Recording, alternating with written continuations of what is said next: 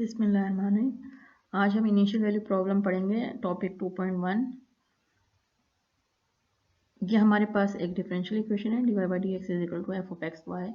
इसमें first derivative है इसलिए इसको फर्स्ट ऑर्डर डिफरेंशियल इक्वेशन कहते हैं, first order ordinary differential equation. और इसके साथ हमारे पास एक ये कंडीशन दी हुई है जिसको साइड कंडीशन कहते हैं या इनिशियल कंडीशन कहते हैं, y of x not is equal to y not. X not आपके पास कोई भी पॉइंट है इंटरवल आई में और वाई नॉट कोई भी रियल नंबर है। तो इनिशियल वैल्यू प्रॉब्लम क्या होता है? The problem of solving a first order differential equation subject to the side condition y of x not is equal to y not is called an initial value problem. यानी कि इस equation को solve करना और इसके साथ अगर एक गिवन कंडीशन दी हो तो ये पूरा सेट जो है इनिशियल वैल्यू प्रॉब्लम कहलाता है। और ये जो है सिर्फ कंडीशन साइड कंडीशन ये इनिशियल कंडीशन कहलाती है। y of x not is equal to y not का मतलब है एक पॉइंट एक्स नॉट और वाई नॉट। इसको हम ग्राफिकली देखते हैं।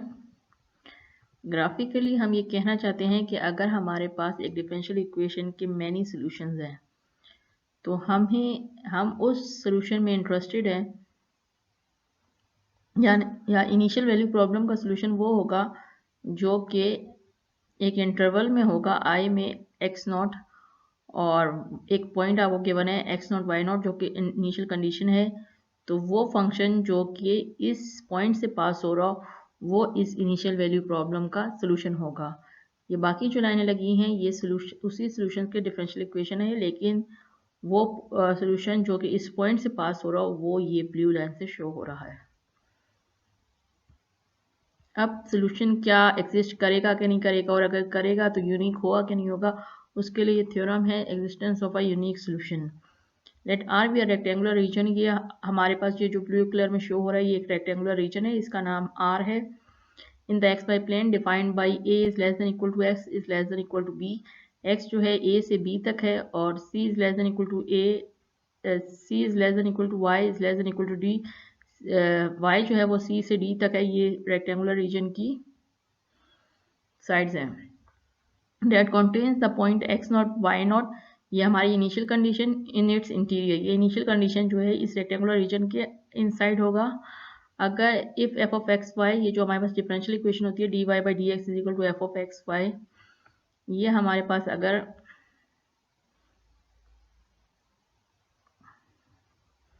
ये जो हमारे पास डिफरेंशियल इक्वेशन होती है ये होती है d y by d x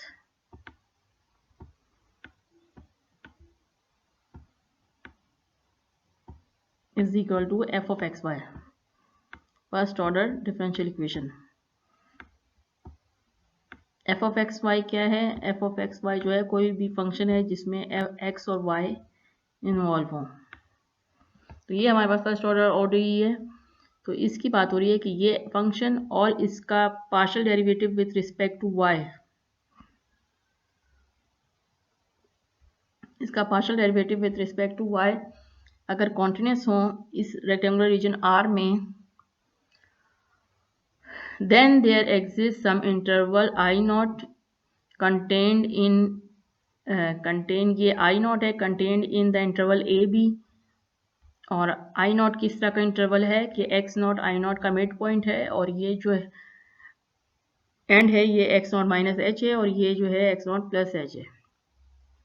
तो और ये इंटरवल जो है ए बी के अंदर ही कंटेन करेगा, इस रेक्टेंगुलर रीजन के अंदर कंटेन कर रहा है। और and a unique function y of x define on I not that is the solution of the initial value problem.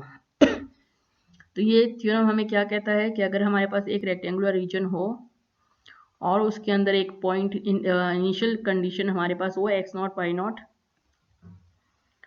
तो और ये जो आपके पास डिफरेंशियल इक्वेशन है इसमें एफ ऑफ एक्स वाई और अगर इसका with respect to partial derivative ले विद रिस्पेक्ट टू वाई, ये दोनों अगर कॉन्टिन्यूस हैं, ये हमारा हाइपोथेसिस है कि ये दोनों कॉन्टिन्यूस हो और ये जो इनिशियल कंडीशन है ये इस रेक्टेंगुलर रीजन के अंदर हो और ये दोनों कॉन्टिन्यूस हो, तो एक यूनिक सोल्यूशन एग्जिस्ट करेगा वाई एक्स जो कि इससे पास होगा।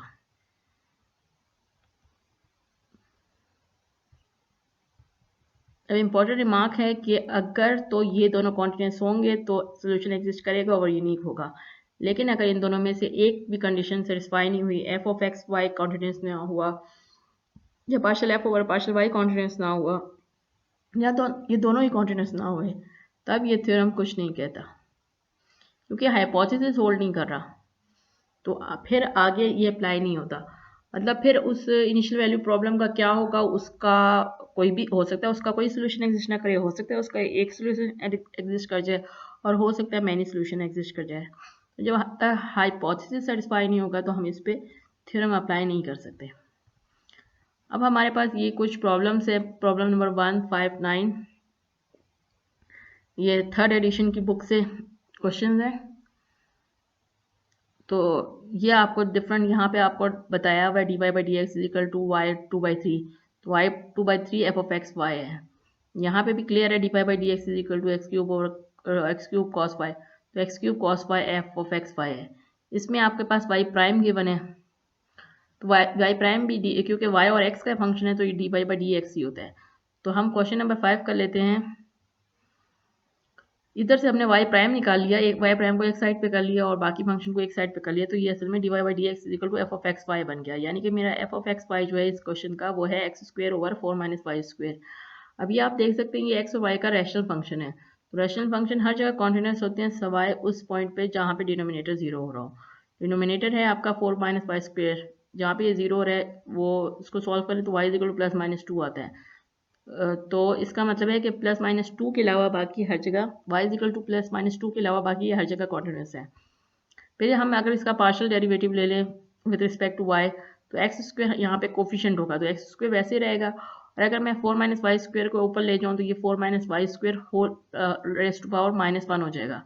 तो जब इसका derivative with respect to y लेंगे तो माइनस आ जाएगा और 4 minus y square raised to power -2 हो जाएगा। और फिर इस फंक्शन का डेरिवेटिव तो ये हो जाएगा -2y। तो ये इसको सिंप्लीफाई करें तो आपके पास ये आ जाता है 2x² y over 4 minus y square whole square. ये भी आपके पास x और y का रैशनल फंक्शन है और ये हर जगह कॉन्टिन्यूस होगा सवाए उसके जहाँ पे डिनोमिनेटर जीरो हो रहा है। डिनोमिनेटर इसका जीरो हो रहा है 4 minus y square whole square is equal to zero, जो आपको y is equal to plus minus 2 देता है। तो इसका मतलब plus y is equal to plus minus 2 के अलावा बाकी हर जगह ये दोनों जो है कॉन्टिन्यूस है। तो हम कह सकते हैं ये जो थ्योरम अप्लाई करके कि the initial value problem has a unique solution in any region for y is less than -2, y is between -2 and 2 and y is greater than 2। बाकी ये जो दो क्वेश्चन मैंने लिखे हैं, ये क्वेश्चन नंबर 1 और क्वेश्चन नंबर 9, ये आप लोगों ने खुद करना है और मुझे दिखाना है।